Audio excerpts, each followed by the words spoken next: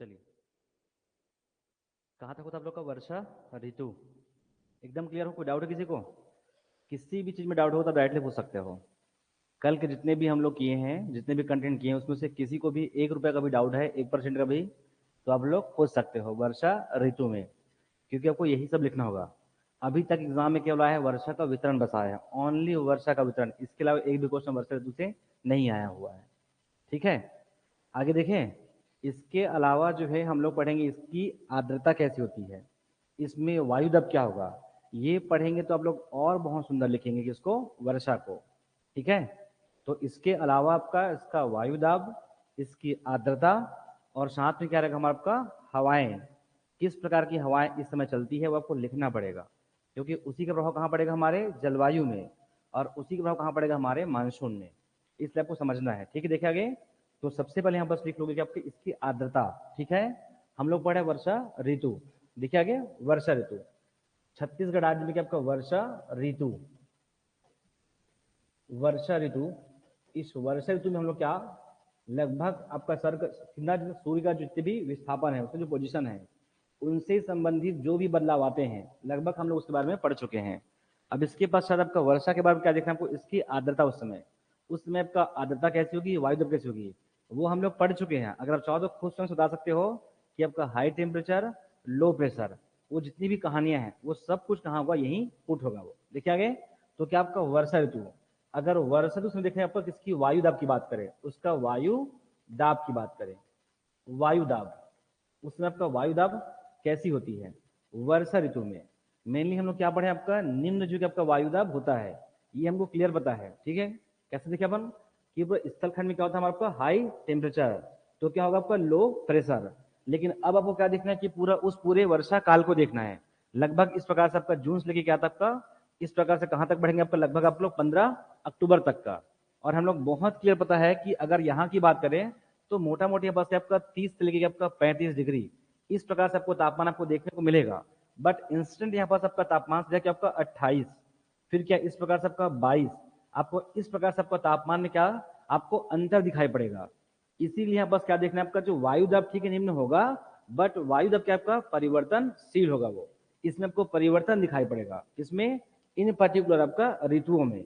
आप चाहो तो सीधा पढ़ सकते हो यहाँ पास क्या कि निम्न वायु दाब, निम्न जो आपका वायु दाब ऐसा लिख सकते हैं, लेकिन साथ में आपको ध्यान रखना क्या आपका परिवर्तनशील, आपका निम्न वायु दाब लेकिन साथ में क्या परिवर्तनशील हो जाएगा।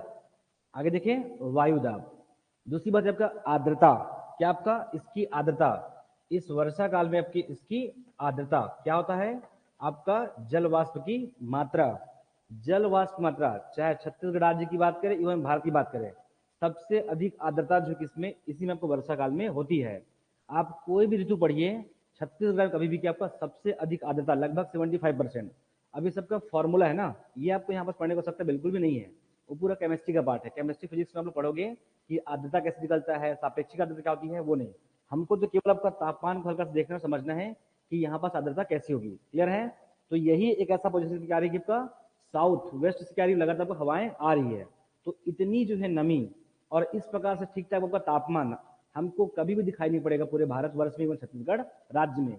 तो सबसे अधिक जो आर्द्रता जो है आपका इसी ऋतु में होता है। तो लिख लेंगे आपका जो आर्द्रता है आपका राज्य में, क्या आपका 75% क्या होती है आपका इसकी आर्द्रता होती है। इस टाइम पे 75% यहाँ पर क्या आपका आर्द्रता, 75% क्या होगी आपका आर्द्रता होगी। ऐसा क्यों हो रही है, क्योंकि इतनी जो नमी है, जो आपका साउथ वेस्ट जो हम पढ़ेंगे मानसून जो है वो, इतनी नमी जो है कभी भी हम जब पढ़ेंगे उस पूरे पर्टिकुलर एरिया में कभी हमको दिखाई नहीं पड़ेगा। तो यहाँ लगा कि छत्तीसगढ़ राज्य में सबसे अधिक जो आर्द्रता है वो इसी जो के ऋतु के दौरान में होता है। तो कितना 75% की आर्द्रता होती है। हो जाएगा। आगे देखिए, आपका वायु दाब, फिर क्या आपका आर्द्रता। अगला है बस क्या देखो आपका इसकी पवने, तापमान में को पढ़ना है, साथ में क्या आपका पवने या फिर हवाएं। क्लियर है? पवने या फिर क्या आपका हवाएं। ठीक है, देखिए आगे, पवने या फिर क्या आपका हवाएं क्या होती है, आपको लिखना पड़ेगा कि क्या कि भारत की क्या आपका उत्तर पश्चिम उसमें क्या आपका हाई टेम्परेचर होगा, तो उसमें क्या आपका लो प्रेशर होगा, और हमारा क्या आपका जो आपका जलीय क्षेत्र है उन क्षेत्रों में क्या आपका हाई प्रेशर होगा और आपका लो टेम्परेचर होगा। तो आपको दिखाई पड़ेगा बस क्या कि अब आपको बताना पड़ेगा कि छत्तीसगढ़ किस प्रकार की हवाएं चलती है। तो क्या बंगाल की खाड़ी से। क्यों ऐसा लिखेंगे, क्योंकि मूल हमारा जो वर्षा कहाँ से होती है, बंगाल की खाड़ी से।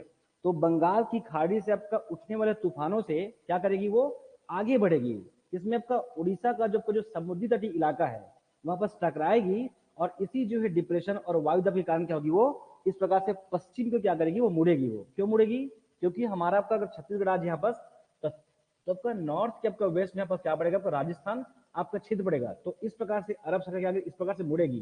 तो जब पश्चिम में जब मुड़ेगी उसमें ना, तब छत्तीसगढ़ में क्या होगी, वो वर्षा कराएगी। क्लियर है। तो ये आपको हवा में आपको ये लिखना पड़ेगा, ये मैं दिखाऊंगा आपको, लेकिन वो समझिए कि आपको लिखना क्या है। अगर हवाएं की बात देखोगे यहाँ पर कौन सी हवा चल रही है, बहुत सिंपल है, दक्षिण पश्चिम मानसून चली है। लेकिन कब चली, क्यों, क्योंकि हमारा आपका उत्तर पश्चिम में या भारत के उत्तरी क्षेत्र कैसा है, आपका हाई टेम्परेचर है और लो प्रेशर है। और वही हमारा आपका जलीय क्षेत्र में कैसा है, हाई प्रेशर है और आपका लो टेम्परेचर है।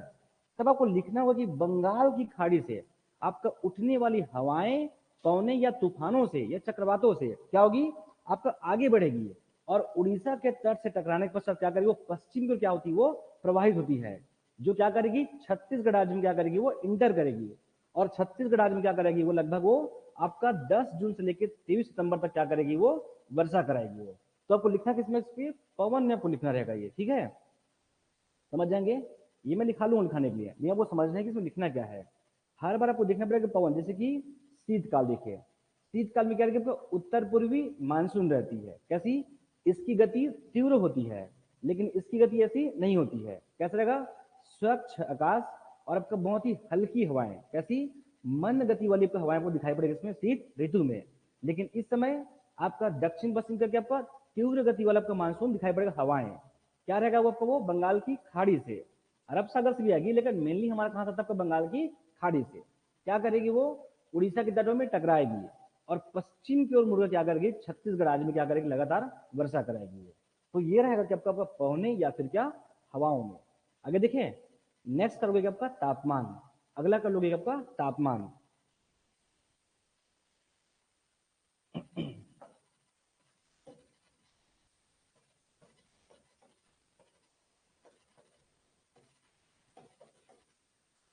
आपका तापमान, तापमान कितना होता होगा तापमान इस समय, अभी तो है, हाँ कितना होगा दुर्गा, कितना तापमान है, ये तो इसी का तो 27 है, इससे तो ज्यादा ही होगा, है ना, इससे आपको ज्यादा होगा, क्योंकि ये तो बोले कि कम बढ़ा दीजिए बोले, है ना, मतलब इनको बाहर की तुलना में ठंड ज्यादा लगा होगा। तो 27 से तो ज्यादा होगा, याद रहेगा जीवन भर को कितना आपका 30 के आसपास, ठीक है। और बताया आपको ना कि लगभग क्या आपका तापमान, ठीक है। अगर हम तापमान की बात करें, औसतन अधिक, ठीक है, कभी भी आपको दोनों निकालोगे, आपका औसतन, औसतन आपका अधिक एक बार का नहीं होता, ये कई वर्षों का ये मूल्यांकन होता है, ठीक है। औसतन अधिक आपका 30 डिग्री, 30 डिग्री 30 डिग्री आपका सेल्सियस के आसपास होती है। और वही अगर बात है आपका औसतन, जो कि आपका न्यूनतम, औसतन न्यूनतम, ठीक है। अब ये सब ऐसा एकदम ऐसा याद करना ऐसा नहीं ना, इसको बहुत बेसिक आपको समझना है। कैसे, जैसे कि फिर से वापस रख लेंगे, ये बताया था, ये प्री क्लास में और दे सकते हो चाहो तो, और यहाँ भी बताया था। अगर इस प्रकार से भूमध्य रेखा है, यहाँ पर कर्क रेखा है, और हमारा क्या यहाँ मकर रेखा है। बहुत सिंपल देखिए कि अगर इसकी बात करें यहाँ बस क्या लंबवत होती है, तो हम देखते हैं लगभग क्या, लगभग 40 से क्या आपका 45 डिग्री, 40 से 45 डिग्री, एक एक को बस कर से मूव करते जाइए बस। अगर हम यहाँ आएंगे तो क्या आएगा, पूरा आपका वर्षा काल आएगा। तो क्या 30 से लेके यहाँ बस क्या आपका 22, न्यूनतम यहाँ बस आपका 22, और आपका अधिकतम औसतन कितना होगा, लगभग 30 के आसपास होगा। जैसे आप बढ़ेंगे आपका शीतकाल में, तो बस क्या आपका 15, और आपका मैक्सिमम यहाँ बस कितना होगा, आपका 20 के आसपास होगा। वो आपको केवल ऐसा सूर्य को रोटेट कराइए और देखिए कि भारत को जब का जो स्थल भाग है, वो कितनी दूर होती जा रही है सूर्य की किरणें जो है, और कितनी तिरछी होती जा रही है। जितना आपका तिरछा होता जाएगा और आपका साउथ आएगा, उतना हमारे तापमान को ठीक ठाक क्या करोगे, थोड़ा सा हल्का सा विस्थापित करोगे। आप कभी भी इस तापमान को अलग से नहीं बढ़ोगे। कभी भी कोई डाटा लिखा हो किसी किताब में, उसको मत फॉलो कीजिए, ठीक है। ऑन एवरेज आप याद रखिए कि 30, 22, 15, 20, न्यूनतम 8 डिग्री कहाँ हमारा आपका दंड कारण्य में, और आपका उत्तर में कितना आपका 0 डिग्री आपका हिमांक कहाँ होगा, आपका मैन पार्ट के आसपास में। ऐसे ऑन एवरेज याद रखो, इस डाटा को उतना तुल आपको नहीं देना है, ठीक है, क्योंकि कई वर्षों का अलग अलग मूल्यांकन होता है वो, ठीक है। आगे देखें, तो औसतन देखिए बस क्या 30 डिग्री, और औसतन तो 22 डिग्री, क्या बस क्या, अगर इसका ताप का अंतर देखेंगे तो कितना आपका 8 डिग्री, अब इस एग्जाम में पूछेगा सर नहीं है, ये लिखा हुआ है तो लिखा दिए है। आपका तापांतर, इसका ताप का जो अंतर है कितना, आपका 8 डिग्री के आपका सेल्सियस आपको तापमान दिखाई पड़ेगा। हो जाएगा क्या, इसका तापमान किस आधार पे है, ये हम याद नहीं कर रहे हैं, केवल सूर्य का आपका पोजीशन चेक कीजिए और देखिए कि बस क्या क्या तापमान हो सकता है, केवल गर्मी से तुलना किया करो। ऑन एवरेज छत्तीसगढ़ में आपको 43 डिग्री अब तापमान होता है यहाँ पर चांपा के आसपास का, ठीक है। तो उसके आसपास लो डाटा को 35 से 40, 40 से 43, इस प्रकार से डाटा हो और हल्का सा उसको क्या करो, रोटेट कराओ और यहाँ बस 30 से 22, 15 से 20, ऐसे आपका तापमान को केवल मूव कराइए। आप एक भी ऐसा ऋतु का तापमान को लक्ष्य याद नहीं करो कभी भी, केवल ऐसे ही फैक्ट याद रखोगे, आपको याद रहेगा हमेशा वो, ठीक है। देखा गया, तो ये रहा आपका इस वर्षा काल में क्या आपका इसका तापमान रहेगा, ये हो जाएगा। ये आपको इतना पढ़ना है कि पूरा वर्षा ऋतु में हो जाएगा। देखा गया, लिखो अब लगा ग्रीष्म ऋतु, ग्रीष्म ऋतु लिखेंगे ग्रीष्म ऋतु में।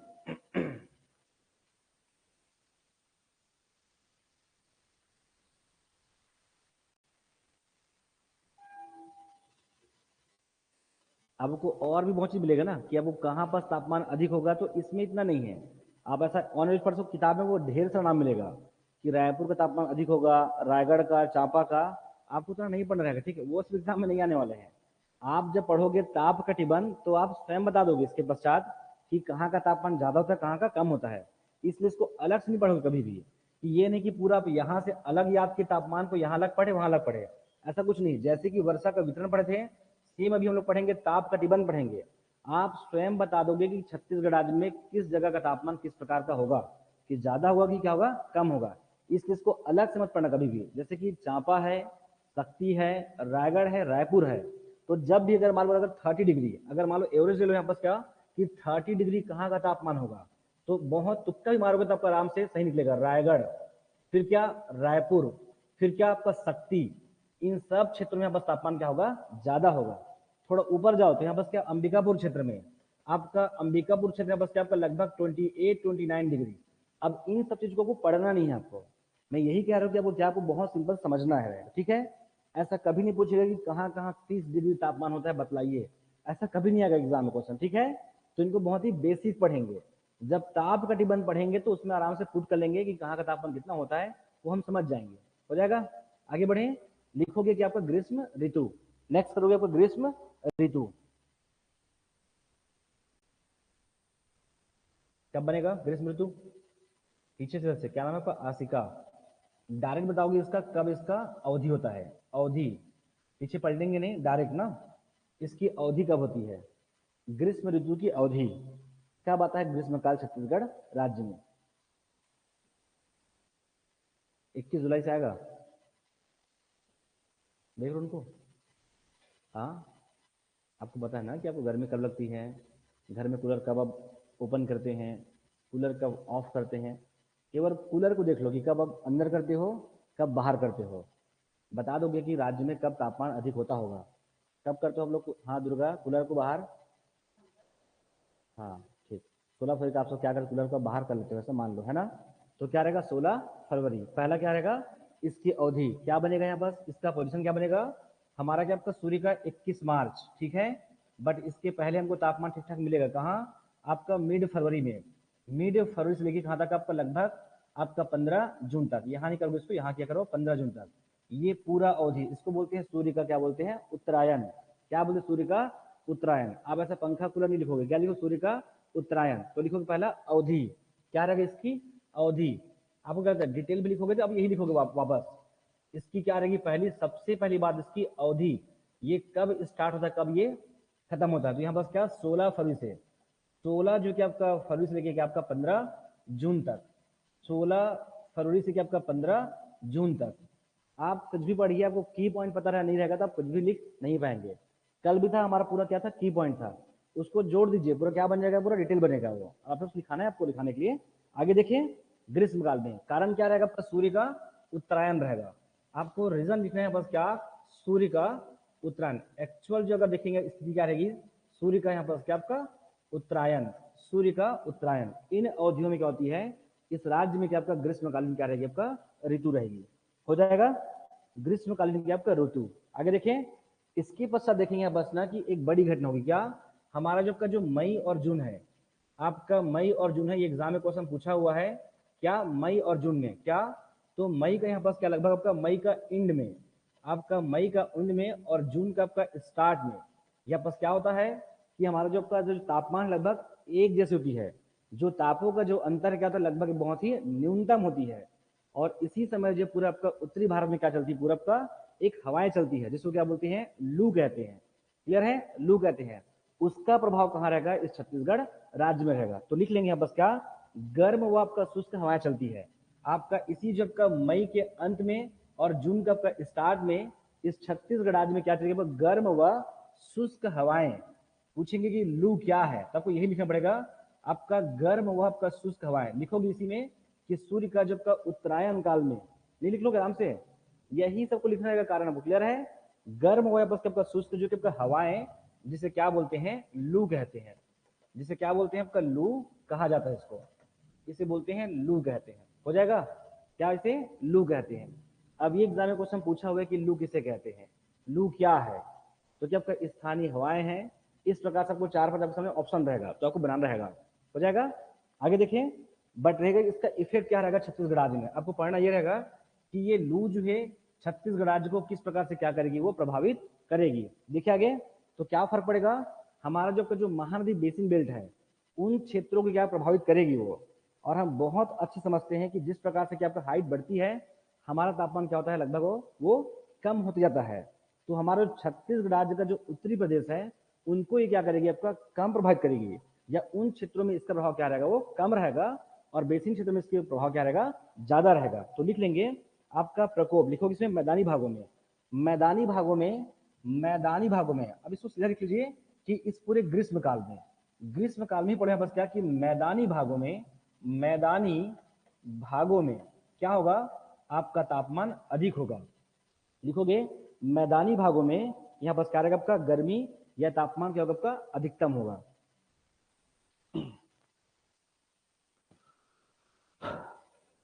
आगे बढ़े, लिखो, इसमें लिखो आगे, और इसमें लिखो, कोई दिक्कत नहीं है।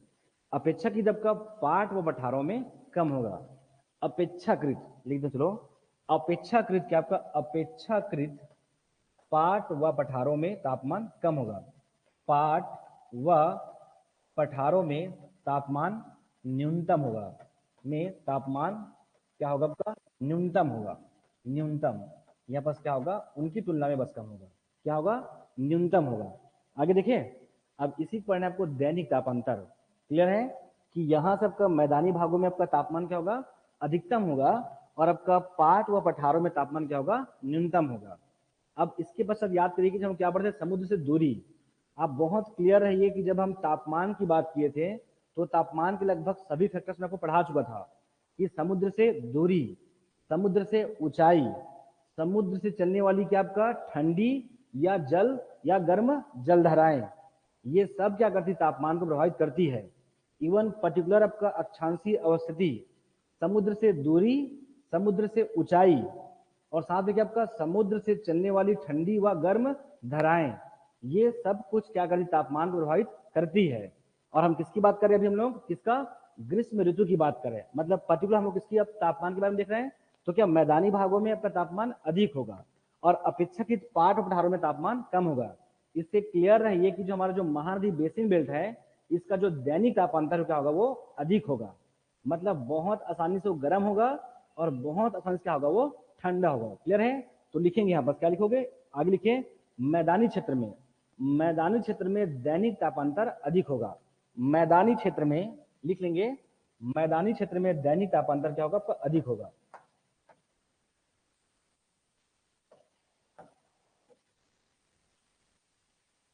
मैदानी क्षेत्र में दैनिक तापांतर अधिक होगा। लिखेंगे पाट व पठारी, पाट व पठारी में क्या आपका कम होता है, पाट व पठारी में तापांतर न्यून होता है या फिर क्या होता है, कम होता है, कम होता है।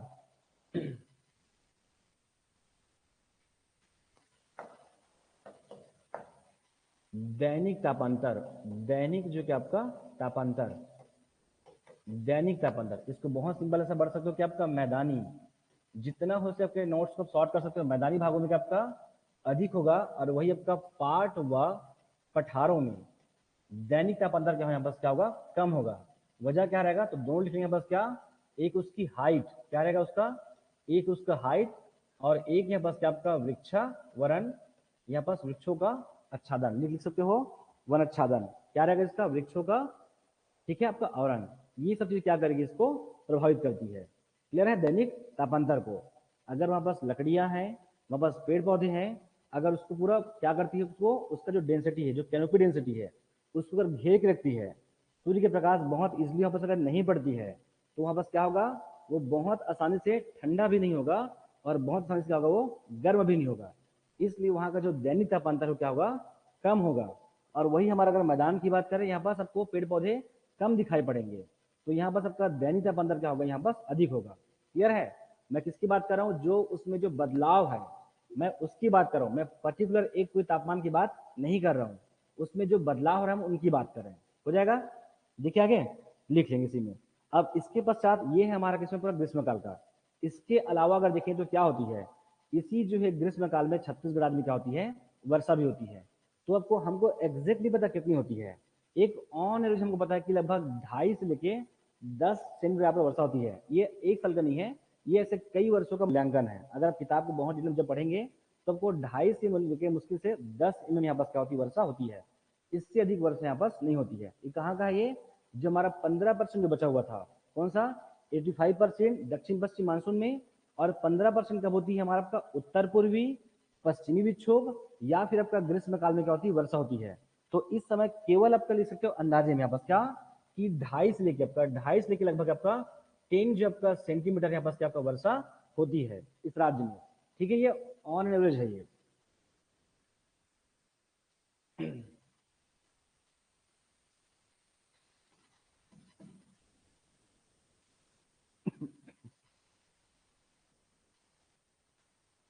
कर लेंगे, कुछ हो रहा है इसमें, कुछ नया ऐसा कुछ भी नहीं है। पहला क्या था, इसकी अवधि, सबसे पहले ऋतु बढ़ो क्या, उसकी अवधि क्या हो सकती है, तो 15 या 16 फरवरी से क्या आपका 15 जून तक।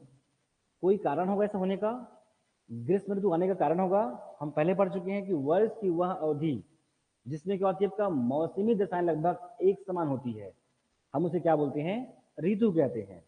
और पहले पढ़ चुके हैं कि अब कब होता है ये पृथ्वी का झुकाव और जब का पृथ्वी का जो परिक्रमण है ना, केवल दो ही एक फैक्टर इसका अब इस देश में या फिर दुनिया में क्या होती है, ऋतुएं आती है और जाती है, उसमें बदलाव आती है।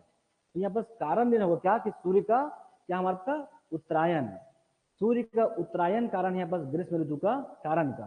क्लियर है, वो अवधि क्या रहेगी, ये रहेगी। क्या हो सकता है इस राज्य में, अगर हम तापमान की बात करें तो क्या होगा, कि हमारा का बेसिन है, हमारा का पाट है, पठार है, इन सब में तापमान में क्या होगा, कोई परिवर्तन होगा, कहीं पर तापमान ज्यादा होगा तो कहीं पर तापमान कम होगा, कहीं पर सबका तापमान में आपको अंतर बहुत डिफरेंस दिखेगा, जिसको बोलते हैं दैनिक तापांतर। वैसे ही होता है वार्षिक तापांतर भी होता है। तो हमको देखना है कि इस राज्य में क्या क्या प्रभावित कर सकती है। नहीं आ रही है, अच्छा ठीक है, नहीं चले जाती है जाने के लिए, वो जब लाउड बोलोगे तो चले जाती है। कल कम आ रहा था, बहुत कम, अच्छा चलो, हाँ मैं क्या बोलते बोलते भूल जाता हूँ, ठीक है, जनरली इसको याद रखता हूँ रखने के लिए मैं। चलो 2 दिन हो गए बोलते हुए मेरे को। आगे देखें क्या था आपका, तापमान की बात करेंगे तो क्या रहेगा आपका, एक आपका महानदी बेसिन, और किसमें पाट हुआ प्रदेश को। बहुत सिंपल, देखिए कि पठारी और बेसिन की तुलना में कौन पहले गर्म होगा। तो यहाँ पर आपका वृक्षारोपण की मात्रा कम है, और हाइट वहां पास हाइट है लेकिन वृक्षों का पास क्या आपका आवरण है। हमको ये पढ़ना है कि पाट व पठार का हम लोग तापमान की बात नहीं कर रहे हैं, अभी तापों में हम लोग अंतर की बात कर रहे हैं। वो बहुत धीरे से गर्म होगा और धीरे से आपका ठंडा होगा, इसीलिए जो हमारा पाट व पठार का जो दैनिक तापांतर क्या होगा, वो कम होगा। और हमारा जो आपका जो महानदी बेसिन है, ये जो निम्न समतलीय मैदानी क्षेत्र है, उसका जो दैनिक तापांतर क्या होगा, वो अधिक होगा। और बात रहा किसका, वर्षा का, तो वर्षा यहाँ पर क्या लगभग आपका 2.5 से लेके लगभग 10 सेंटीमीटर यहाँ पर आपका वर्षा होती है। अगर देखेंगे तो उत्तर पूर्वी की तुलना में इस वर्षा की मात्रा ज्यादा होती है, ऐसा कहना है रिपोर्ट का। क्लियर है, किस समय, ग्रीष्म काल में। आपको ऐसा बात को ध्यान रखना रहेगा। अब अगला है बस आपका हवाएं, आपका वायुदाब और इसकी क्या आर्द्रता, आपको ये पढ़ना रहेगा और सबको समझना है आपको, ऐसे एकदम रैंडमली से याद नहीं करना है, ठीक है। तो पहला यहाँ बस क्या रहेगा आपका, इसकी आर्द्रता, इस समय आपकी आर्द्रता क्या होगी। आर्द्रता, ये सब जितनी भी टेक्निकल चीजें उसको कम से कम समझिए कि होती क्या है। आपका आर्द्रता मतलब यहाँ बस क्या रहेगा, आपको इसमें नमी होनी चाहिए। क्या? जल वाष्प की क्या आपका मात्रा, जल वाष्प की मात्रा क्या है, तापमान लगभग 40 डिग्री तापमान है, 40 लेके आपका 42 या 35 प्लस यहाँ पर इस समय तापमान है। और किसकी बात करें, महानदी बेसिन की बात कर रहे हैं। किसकी बात करेंगे, पाट की बात करेंगे और पठार की। इसकी एकदम रैंडमली आपको याद ऐसा नहीं है, लेकिन आपको इतना कम से कम अंदाजा हो कि महानदी बेसिन में क्या हो सकता है। ये आपको याद नहीं करना है, कम ज्यादा महानदी बेसिन या उत्तरी क्षेत्र, उत्तरी पठारी और क्या दक्षिणी जो कि आपका पठारी क्षेत्र में, ये सब का डाटा दिया हुआ है। इसको नहीं पढ़ोगे तो भी चलेगा, लेकिन आपको पता होगी कैसे हो रही है। क्लियर है? बताऊंगा महानदी बेसिन में लगभग यहाँ की आर्द्रता 50% होती है, ऐसा मानना है। किसका? 50% हो जाएगा, 50%। फिर क्या आपका दंडकारण्य का मतलब दक्षिणी में क्या आपका 30%, क्या आपका 30% और उत्तर में बस आपका 25%। अब इसको याद करने में ऐसा बिल्कुल नहीं कर रहा हूँ इस आर्द्रता को, लेकिन हाँ ये किस प्रकार से बदल रही है ये आपको ध्यान रखना होगा। क्लियर है? आर्द्रता की मात्रा जो है, देखिए आगे कैसे बन रही है पास महानदी बेसिन। महानदी बेसिन में ठीक ठाक है, उत्तरी में पास 25% है और दक्षिण में पास आपका 30% है। कैसा आपका 30% है, ऐसा क्यों हो रही है? ज्यादा होगी और साथ उसको क्या चाहिए, नमी भी चाहिए। क्या चाहिए उसको? नमी भी चाहिए। तो उसको नमी उतनी उतनी तो नहीं मिलेगी, लेकिन यहाँ पर उसको मिल जाएगी, है ना? ठीक है।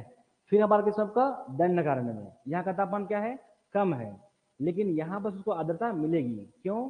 क्योंकि अगर बघेलखंड की तुलना में अगर यहाँ देखेंगे तो पूरे साल सागौन या वनों का जो आच्छादन है वो हमारा आपका दंडकारण्य क्षेत्र में हमारा आपका ज्यादा है अस कंपेयर टू किसमें, बघेलखंड की तुलना में। तो आपका सबको याद रखना इसी को कि महानदी बेसिन में अधिक, फिर क्या दंडकारण्य में, फिर क्या हमारा आपका उत्तरी में, मतलब क्या पूर्वी बघेलखंड का पठार में, पूर्वी बघेलखंड प्लस जसपुर पाट प्रदेश में। आपको ऐसा ध्यान रखना है इसी जो आपको आर्द्रता को। क्लियर है? लेकिन ये आर्द्रता केवल एक फैक्टर पर डिपेंड नहीं होती है, वो हमारा एक गैस है कि एक दो फैक्टर लेके चल जो हमको समझ में आ रहा कि तापमान, ऊंचाई, इसके अलावा कई और भी फैक्टर है जो क्या करती प्रभावित करती है। ठीक है, आगे बढ़े, लिखेंगे आपका तापमान। नेक्स्ट करें यहाँ पर क्या आपका तापमान। अब इसमें काफी सारा पढ़ सकते हो तापमान में, यहाँ का क्या आपका तापमान, देखिए आगे। ठीक है, तापमान, तापमान औसतन यहाँ बस क्या, औसतन अगर हम बात करें अगर औसतन तो यहाँ बस कितना लगभग 39, तो लिख सकते हैं बस आपका 38 डिग्री से आपका 42 जो आपका डिग्री सेल्सियस औसतन तापमान इतना पढ़ सकते हो। क्लियर है? छत्तीसगढ़ राज्य का 38 से आपका 42, ये कभी भी इसका वैल्यू एक नहीं पढ़ोगे ना, ये कोई फिक्स निर्धारित नहीं होती है, वो हर वर्ष लगातार बदलती है। क्लियर है? जैसे कि चांपा, चांपा सबसे अधिक गर्म क्षेत्र है, लेकिन कभी कभी आपको मुंगेली दिखाई पड़ेगा, कभी आपको डोंगरगढ़ दिखाई पड़ेगा। जैसे सर कहना कि पिछली बार डोंगरगढ़ का तापमान काफी हाई था, तो वो आपको ऐसा फ्लक्चुएशन मिलेगा। इसलिए कभी भी तापमान को ऐसा फिक्स एक डाटा नहीं पढ़ोगे, कोई दिक्कत नहीं है। 38, 36, 37, 43 तक आप आराम से इसको ले सकते हो। ठीक है, तापमान का। अगर पर्टिकुलर अगर हम क्षेत्र की बात करें छत्तीसगढ़ में, तो कौन सा बेल्ट हमारा आपको चांपा, आपका शक्ति, और कौन सा हमारा आपका ये रायगढ़ क्षेत्र सबसे अधिक जो गर्म क्षेत्र है। लिख लीजिए, इसमें क्या लिखो, लिखोगे चांपा को, चांपा लिखोगे, चांपा, चांपा, रायगढ़, रायपुर, इन क्षेत्रों का तापमान काफी अधिक होता है। क्या आपका चांपा, चांपा, या बस क्या रायगढ़ और क्या रायपुर, ये सब का तापमान लिख सकते हो, बट नहीं पढ़ोगे तो भी चलेगा। 43, आपका 42 और आपका 42, इतना तापमान यहाँ होता है। 43, 42, 42। ठीक है, लेकिन ये लगातार बदलती रहेगी, कभी 41, 42, 43, इसलिए कोई ऐसा फिक्स डाटा लेकिन जरूर। हाँ, 43.8 डिग्री अब तक सबसे अधिकतम तापमान हुआ है छत्तीसगढ़ राज्य में।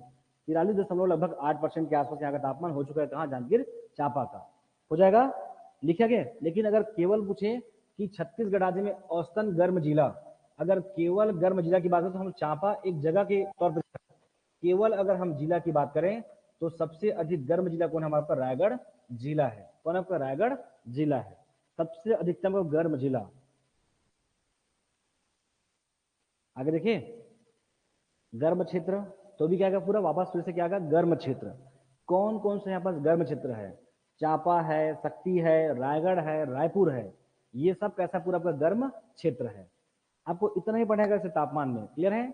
अलग से पढ़ोगे ताप कटिबंध, कि छत्तीसगढ़ राज्य में ताप कटिबंध थे, फिर उसमें आपको लिखोगे पूरा जैसा वर्षा का वितरण था सेम वैसे ही। चलिए इधर से, हाँ अजय, छत्तीसगढ़ राज्य में मध्यम औसत वर्षा वाला क्षेत्र कौन कौन सा था? चलिए।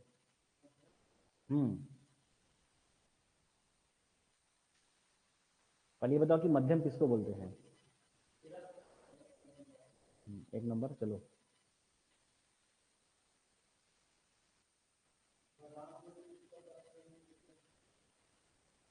ऐसे तो मैं कहीं बताऊंगा, चलो।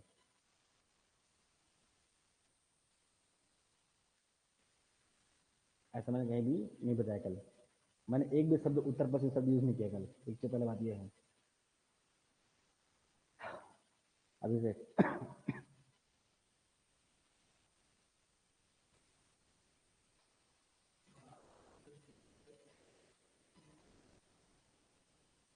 महानदी की जस्ट पश्चिम कौन सा महानदी है? 1300। ऐसा बोल सकते थे कि सर कि महासमुंद का दक्षिणतम क्षेत्र, महासमुंद का दक्षिणतम क्षेत्र है 1300 से 1400। ठीक, एक और। रायगढ़ का पश्चिम नहीं, हो 1400 से 1500 है, वो नहीं होती कम वहां पर। और कोरिया, कोरिया का कौन सा उत्तरी क्षेत्र वो है। और अबूझमाड़ का दक्षिण, अबूझमाड़ का दक्षिण, चलो ठीक है। हाँ ठीक है, वो बहुत गहराई से तो दिखेगा आपको ना, बाकी आपको पूरा किताब में क्या मिलेगा? 1500 प्लस मिलता है। लेकिन ऐसा होता नहीं है, बिलीव कीजिए, नहीं होता। होगा क्या? आप स्वयं सोचिए कि ऐसा पूरा मैदान है, पूरा कबरी का मैदान है, उसमें कहाँ से बारिश होगी वो? हाँ, वो तो सब पूरा से प्लेट से आगे बढ़ जाएगी वो।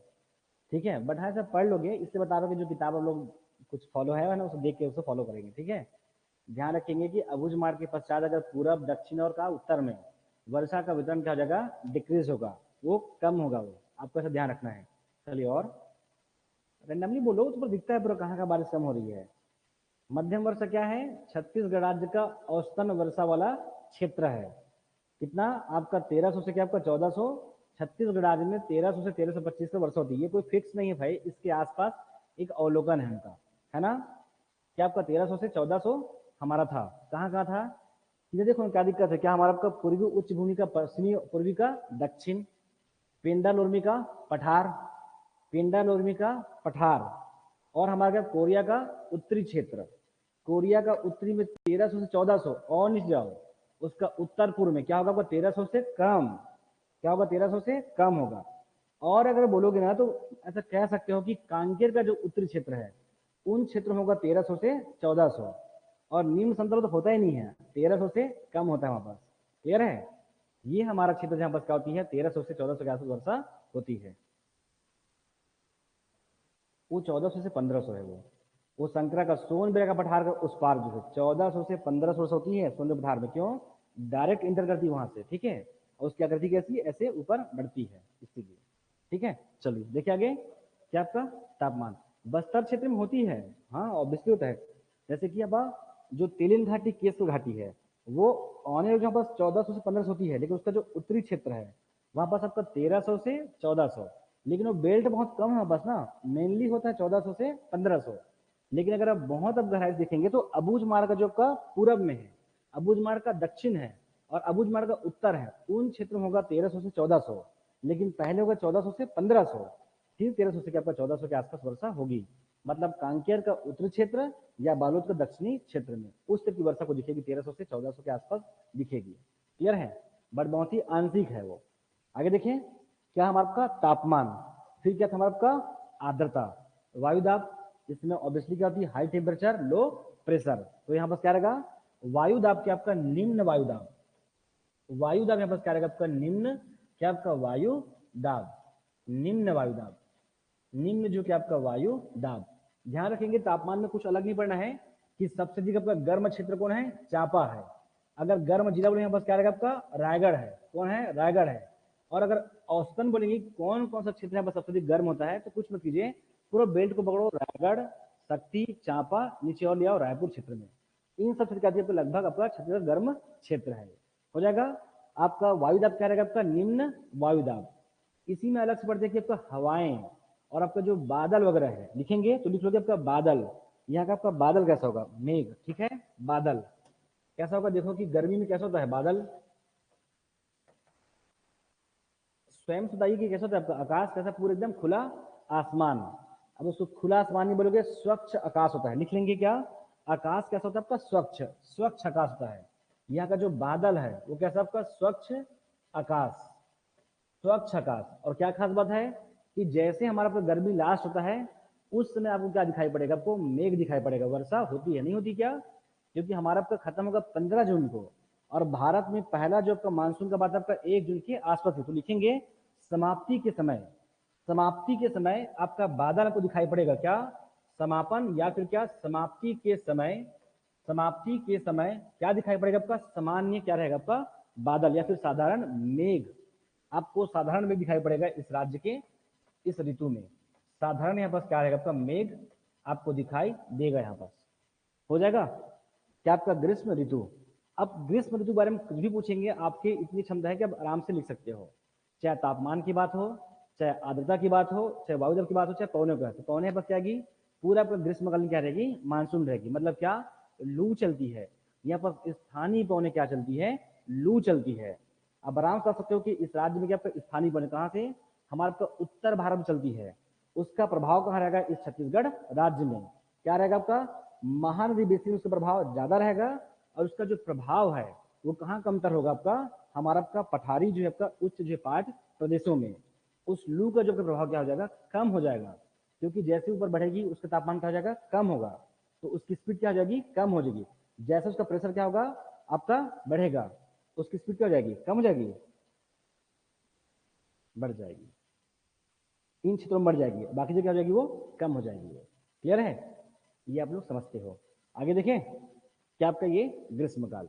अब कुछ भी पूछेंगे आप आराम से आ सकते हो, चाहे तापमान के बारे में पूछे, चाहे इसमें कोई भी परिवर्तन हो। आप केवल कुछ मत करिएगा कि आराम से केवल सन को देखा करो और इस प्रकार से उसको रोटेट बस कीजिए, आप सब कुछ बताएंगे। और अपनी जो डेली लाइफ है उससे जोड़िए। आप समझ, जैसे बादल, तो बादल क्या पढ़ोगे क्या, देखो ना ग्रीष्मकाल में कैसा होता है, पूरा आसमान खुला आसमान। उस खुला आसमान को दुर्गा खुला मत बोलना, क्या बोलना, स्वच्छ आकाश है। कि हाँ सर, कि जब जैसे क्या होता है लगभग 1 जून की आसपास आती है, हमको ठीक ठाक यहाँ पास आपका बदल वगैरह दिखाई पड़ता है, उसे क्या बोलोगे आपका, कि इनकी समापन के समय क्या आपका साधारण मेघ आपको दिखाई देने लगता है। बहुत बेसिक है, जो आप डे लाइफ में देख रहे हो उसी की बात कर रहे हैं, बस इसको टेक्निकल इसको लिखा गया है, बस हो जाएगा। चलिए लिखे आगे, देखो दंडकारण्य का पठार कहाँ तक होता आप लोग का, लास्ट द लास्ट क्या लिखे थे आप लोग, दक्षिण के पठार, गोदावरी सबरी मैदान, गोदावरी सबरी के मैदान नहीं हुआ है, हुआ है। दक्षिण का पठार टॉपिक है ना, वो लिख लिए हैं, हो गया है। लिखोगे गोदावरी सबरी का मैदान, गोदावरी सबरी का मैदान। जो भी ऑनलाइन बच्चे हैं वो लिखेंगे गोदावरी सबरी का मैदान। ठीक है, कल का जो भी टॉपिक्स हम पढ़े थे वो क्या था, कल हमारा वो थ्रू आउट लेक्चर था, वो क्लियर है। जितने भी हम लेक्चर करते हैं उस लेक्चर को बाद में हम क्या करते हैं, पूरे सार गर्भित हम लोग डिटेल में लिखते ही लिखते हैं। ठीक है, पहले उसमें क्या करते हैं, लेक्चर करते हैं, उसके पश्चात हम उसे क्या करते हैं, लिखते हैं। ठीक है,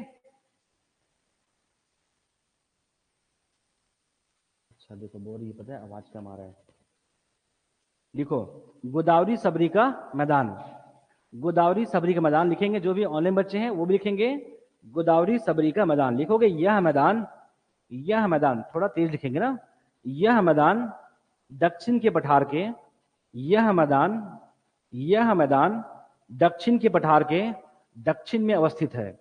यह मैदान दक्षिण के पठार के दक्षिण में अवस्थित है, समझ रहे हो, दंतेवाड़ा पठार के दक्षिण में अवस्थित है। आगे देखिए, जिसका विस्तार, जिसका विस्तार उत्तर में। अच्छा ये बताओ कि जब इसको पढ़ते हो तो आप लोग को बहुत सहज लगता है कि आपको एक एक शब्द का मतलब सुनाता है आप लोग को, कि आप लोग को दिक्कत आती है लिखने में। जब इसको लिखने के बाद जब घर जाकर पढ़ते हो आपको बहुत क्लियर सुनाता है कि जैसे हम लोग पढ़े थे वैसे हम लोग लिखते भी करके, आपको मतलब पूरी आकृतियां दिखनी चाहिए कि हाँ हम लोग बोल क्या रहे हैं, क्योंकि पूरा एक साथ लिखा रहता है ना ये, समझा आपको। चलो लिखो, लिखोगे जिसका विस्तार, जिसका विस्तार उत्तर में बीजापुर तहसील से, जिसका विस्तार उत्तर में बीजापुर तहसील से बीजापुर तहसील से दक्षिण में कोंटा तक है। दक्षिण में कोंटा तक है। दक्षिण में कोंटा तक है। इस मैदान के उत्तर पश्चिम में, इस मैदान के उत्तर पश्चिम में कुटरू भोपालपट्टनम के पठार में, कुटरू भोपालपट्टनम के पठार में पश्चिम बीजापुर में, कुटरू भोपालपट्टनम के पठार में पश्चिम बीजापुर में उसूर की पहाड़ी, पश्चिम बीजापुर में उसूर की पहाड़ी तथा इसके उत्तर में, अब अगर क्वेश्चन आएगा कि अलबाका की पहाड़ी कहाँ है, तो कहाँ है ये? उत्तर में है। इसके उत्तर में अलबाका पर्वत श्रेणियां हैं। अलबाका पर्वत श्रेणियां हैं। इसके अलावा और भी था ना, आवापल्ली है, ये सब भी है, लेकिन आप लोग को डायरेक्ट लिखना है, इसलिए इसके उत्तर में अलबाका पर्वत श्रेणियां हैं। लंकापल्ली, आवापल्ली सब इसी के आसपास है। ये सब पढ़ाया हूं आप लोग, किसमें आप लोग को जब मैं पढ़ाया था उसका लेक्चर में था। क्लियर है? लिखेंगे आगे, अलबाका पर्वत श्रेणियां हैं। दक्षिणी मैदान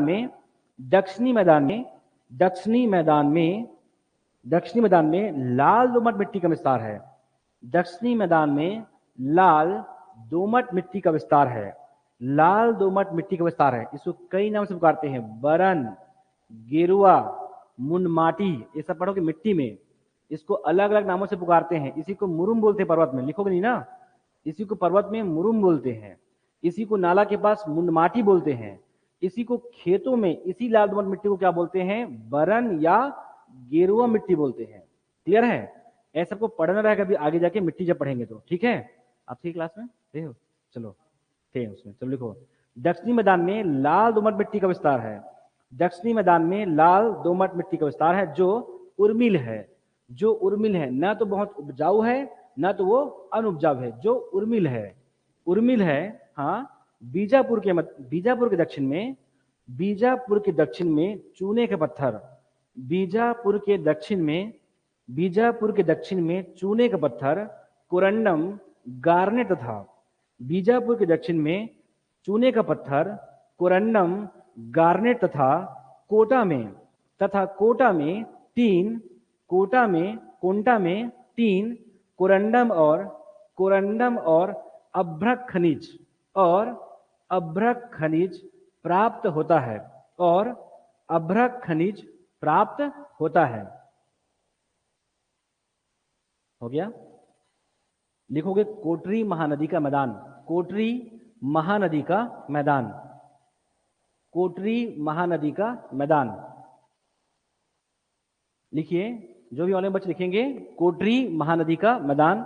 यह प्रदेश कांकेर जिला का उत्तरी भाग है। यह प्रदेश कांकेर जिला का उत्तरी भाग है। यह प्रदेश कांकेर जिला का उत्तरी भाग है जो कोटरी महानदी एवं उसकी सहायक नदियों से, जो कोटरी महानदी एवं उसकी सहायक नदियों से निर्मित है। यह मैदान महानदी और कोटरी नदी के प्रवाह क्षेत्र, यह मैदान महानदी और कोटरी नदी के प्रवाह क्षेत्र के उत्तर भाग में स्थित है। प्रवाह क्षेत्र के उत्तर भाग में स्थित है, पूर्ण विराम, जिसकी उत्तर भाग में स्थित है, जिसकी समुद्र सतह से औसत ऊंचाई 300 से 500 मीटर है। जिसकी समुद्र सतह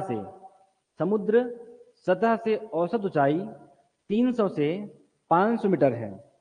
500 मीटर है। यहाँ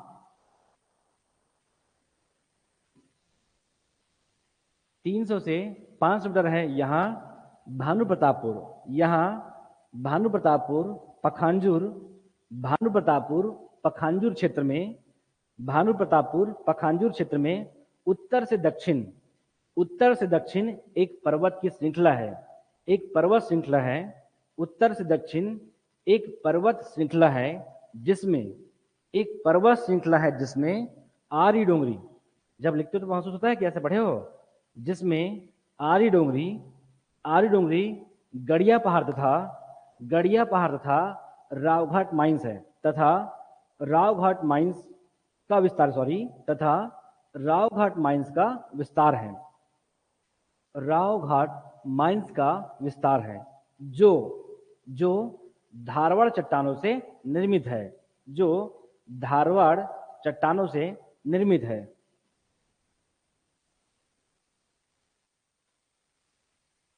जो धारवाड़ चट्टानों से निर्मित है। लिखोगे कांकेर के दक्षिण में तेलिन घाट है। कांकेर के दक्षिण में तेलिन घाट है, जो जो मैदान को उत्तर पूर्वी पठार से उत्तर पूर्वी पठार से अलग करती है।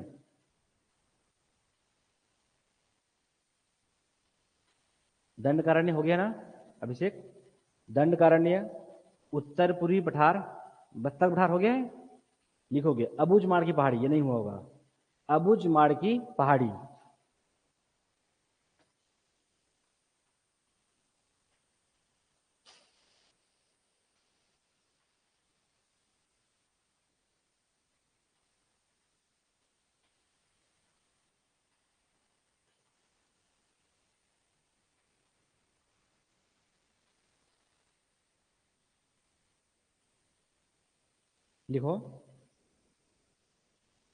लिखोगे ग्रेनाइट था नीज सैलो से।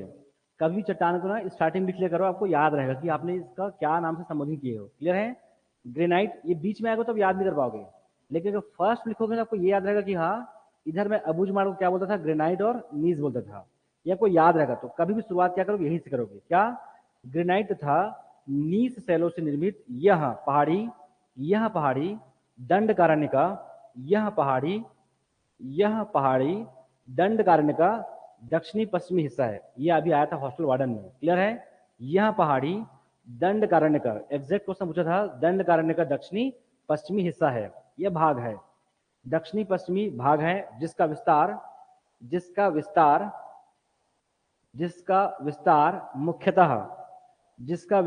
मुख्यतः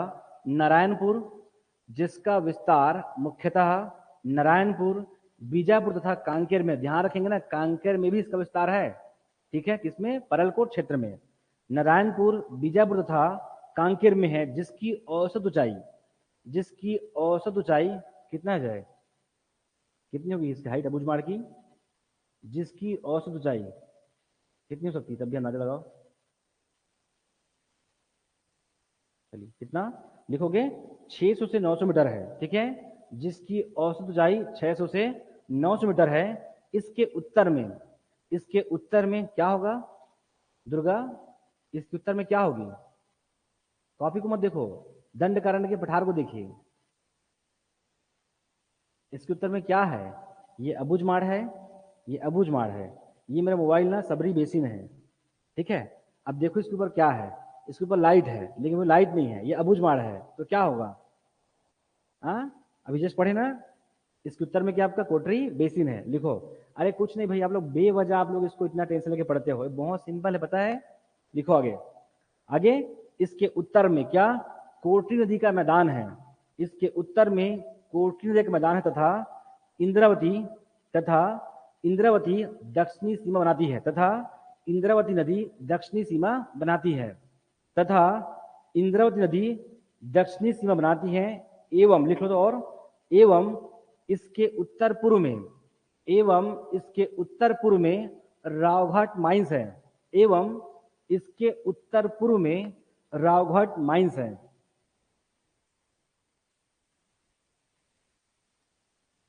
हो गया?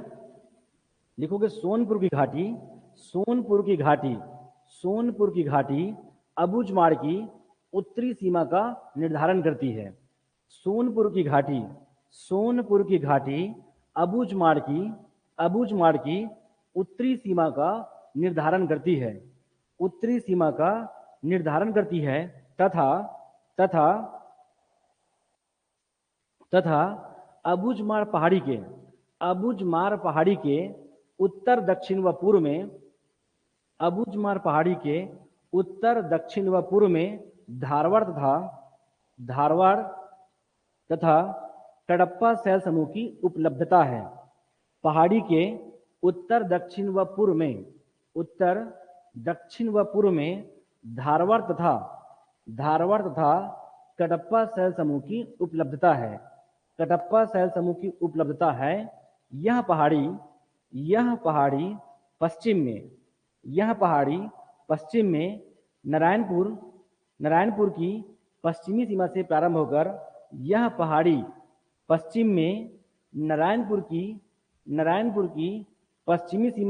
होकर पश्चिमी सीमा से प्रारंभ होकर पूर्व की ओर छोटे डोंगर तक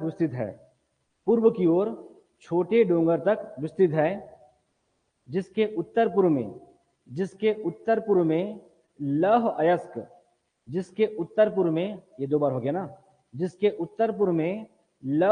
से परिपूर्ण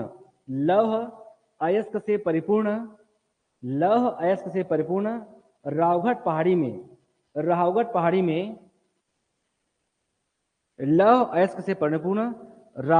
में उच्च कोटि के निक्षेप है। ये ऊपर में लिखा चुका था, ठीक है, बट कोई दिक्कत नहीं है, उसको काटना होगा तो, बट लिख दोगे तो कोई बुरा भी नहीं है। मुझे लगा कि मैं भूल गया था, इसलिए उसको बीच में ऐड कर दिया था, ठीक है। आगे देखिए, वापस बोलूंगा तो में लौह अयस्क से परिपूर्ण रावघाट पहाड़ी में उच्च कोटि के निक्षेप है। इसे ऐसा ही लिखना है, ऐसा कोई जरूरी नहीं है। आप इसको 2-3 बार दोहराइए और अपना राइटिंग कीजिए, क्या दिक्कत है। ये सारे कंटेंट ठीक तरीके से आना चाहिए। आप लोग माइंड नहीं किए होंगे, एक फिक्स पैटर्न में चलता है, बताइए, हर बार सभी को पढ़ो, चाहे बेसिन को पढ़ो चाहे मैदान को पढ़ो, जाके देखिए ये पूरे फिक्स पैटर्न में सबसे पहले बार आप लोग इसकी बेसिक जानकारी हम लोग देते हैं 3 लाइन में। आप ध्यान देना, ये किससे बना है, इसकी हाइट क्या है, इसके आसपास के समीपी क्षेत्र, ये सारी बातों को मैं हर बार 3 लाइन में मैं क्या करता हूँ, उसको मैं कंप्लीट करता हूँ ऑल टाइम। इसकी बेसिक जानकारी जब भी आएगा कि अबुझमाड़ की पहाड़ी समझाइए, ये 3 लाइन में लिख सकते हो। इसके अलावा आप लोग एकदम बहुत बेसिक उथली बातें हैं वो मैंने लिखा है, जैसे कि इसे छत्तीसगढ़ राज्य का चेरा पूंजी कहते हैं। यहाँ पर छत्तीसगढ़ राज्य की 7 विशेष पिछड़ी जनजाति आपका अबुझमाड़ का यहाँ पर क्या निवास है, ये सारी बातें आप लोग इसमें जोड़ लीजिएगा, वो आप लोग लिख ही लेंगे आराम से। तो वैसे में उथली बातों के यहाँ पास मैंने नहीं लिखा है, ठीक है। ये बहुत ही अच्छी चीजें हैं जो यहाँ पास लिख दिया हूँ। इसके अलावा जो बहुत ही बेसिक बातें हैं, जैसे केस काल में 12 मोड़े हैं, ये आप लोग याद कर लोगे, मैं से मान के चल रहा हूँ, ठीक है। इसलिए ऐसी बातों के यहाँ पास मैंने नहीं लिखा है, लिख लेंगे आप लोग। कभी भी अबुझमाड़ के बारे में अगर शब्दावली कम पढ़ा तो आप लोग नहीं याद कर लोगे। यहाँ पर सब्सिडी क्या होती है, वर्षा होती है, इसी वजह ये सारी बातें आप लोग लिख लेंगे, ठीक है। ऐसी छोटी बातों मैंने यहाँ पर नहीं लिखाया है, ये मैं बता रहा हूँ आप लोग को, इसको मैंने लिखा है, आप लोग लिख लोगे। सब्सिडी की वर्षा यही होती है, ये बात लिख लेंगे आप लोग, ठीक है। क्यों, क्योंकि लिखना पड़ेगा। इसकी ढाल कैसी है, पवना मुखी है। कैसी, इस पर्टिकुलर अबुझमाड़ की पहाड़ी का जो पर्वत कैसा ढाल कैसा होगा, वो पवना मुखी होगा, मतलब से चढ़ती होगी वो, ठीक है। मतलब एक तरह से ढालनुमा होगी और हल्का सा खड़ा कगार जैसी, तब जाके बस ठीक ठाक वर्षा होगी। और अगर समानांतर होती क्या होती, वो आगे उड़ जाती है, ठीक है। और थोड़ा बहुत बारिश की मात्रा बढ़ जाती है, ऐसा यह नहीं होता है इसकी आकृति के कारण। ये सारी बातें आप लोग लिख लेंगे, ठीक है। तो जब इसको वर्षा के परिप्रेक्ष्य बोलेंगे तो शुरुआत कहाँ से करेंगे कि अबुझमाड़ क्या है आपका, पवनामुखी, जो कि आपका पर्वत की एक चोटी है। जैसे क्या होगी आपको, वो टकराएगी तो क्या होगी वो, तब जाके होगी 187। और इसे हवा में नहीं हो रही है, बंगाल की खाड़ी से आने वाली जो हवाएं हैं वो सबसे पहले कहाँ टकरा रही है, वो यही टकरा रही है। ऐसा बता सकते हो कि मानसून का जो प्रस्फोट है वो इसी जो क्षेत्रों में क्या होती है। क्लियर है। ऐसी कई बातें लिख सकते हो, बट वो प्रैक्टिकली वाजिब होना चाहिए। आप कोई भी उथली बात या फेक बात नहीं लिखोगे, लगना चाहिए कि हाँ वैसा हो रही है, आपकी सारी तथ्य क्या होगा, सही होगा, ठीक है, तब लिखोगे। ये हुआ दंड कारण्य का। अब इसका कुछ बचा हुआ है, सभी की विशेषता, महत्व, और थोड़ा सा लोग क्या लिखेंगे जलवायु के बारे में। बाकी दंड कारण्य पूरा कंप्लीट है ये, ठीक है। जाके पढ़िए, आपको बहुत सुंदर लगेगा ये, ठीक। कोई भी किताब पढ़ो, चाहे वर्मा का पढ़िए, उपकार पढ़िए, समग्र पढ़िए, समग्र भी वर्मा ही है, उसी का बीच में लिखा हुआ है। ये सब किताब फॉलो करो, कोई दिक्कत नहीं है, ठीक है। आप कितना भी किताब फॉलो करो, आपके अंदर जब तक यहाँ पास अंडरस्टैंडिंग नहीं आएगा आप नहीं लिख सकते, ठीक है। तो सबसे अच्छा कि किताब के अच्छा यहाँ पास यहाँ गद्य पूरा दंडकारण्य को रावघाट माइंस को देखो कहाँ है और लिखो पूरा थ्रू आउट अपने मन से, ठीक है, वो तो ही होगा। सबसे अच्छा मैप बनाइए यहाँ, बिलीव कीजिए कोई नोट्स रेडी करने हो सकता नहीं, आप लोग यहाँ लिख सकते हो, भूगोल को एटलीस्ट लिख सकते हो, बाकी मैं नहीं बता सकता, लेकिन मैं भूगोल को आप लोग एकदम थ्रू आउट यहाँ पर देख सकते हो कैसा जा रही है वो, ठीक है। कुछ चट्टान का नाम है, क्वार्टजाइट है, इन छोटी छोटी बातों को बस ऐड करिए, उसी को याद करो कि देखो कि चौड़हल की पहाड़ी किस चट्टान से बना है, तो किससे बना है वो, क्वार्टजाइट चट्टानों से। ऐसे कुछ टर्म्स को बस याद करो, बाकी लिखिए, फिर आप लोग जो देख रहे हो उसको लिखिए बस, जो महसूस किए उसको, ठीक है। अधिक है तो लिखोगे शीत ऋतु, ये छोड़ना पड़ेगा। हाँ, लिख रहे थे आप लोग, चलो कल कल मैं बताऊँ, ठीक है, बाकी करेंगे कल, ठीक है। लोग लेट हो जाता है ऑनलाइन बच्चे, आप लोग तो घर बैठे हो आप लोग।